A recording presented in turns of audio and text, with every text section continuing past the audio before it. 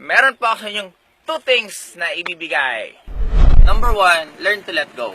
Parang katulad po ng mga tubig dito, pag hindi po nila yun talaga binuhos palabas, hindi rin magiging magandang epekto. Kaya parang sa atin as a tao, may tinatawag tayong container. Container ng mga sama ng loob, container ng mga hindrances at minsan drama natin sa buhay.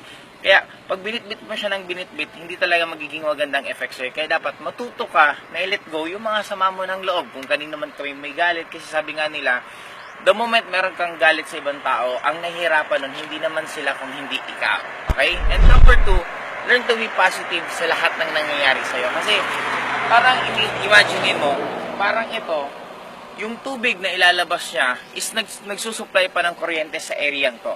Parang ikaw, kung ano man ang pinagdaanan mo sa buhay mo, kung ano man yung mga sama mo ng loob sa ibang tao, learn to appreciate it and learn to be positive about it. Kumbaga parang may karelasyon ka na naghiwalay na kayo, don't focus sa paghihiwalay. Just focus sa mga magagandang yung moments sa isa't isa. May mga kaibigan ka rin na dating kaibigan mo, ngayon hindi yun. Just focus sa lahat ng positive na mga memories ninyo. Kasi para sa akin, ang sarap mabuhay sa mundong to kasi sobrang dami natin pwedeng i-appreciate. Matuto lang tayo mag-focus sa mga importante at matuto tayo mag-focus sa mas magaganda, doon mo ma-appreciate ang buhay. Kaya again guys, yun po yung tip ko sa inyo ngayon and another great day!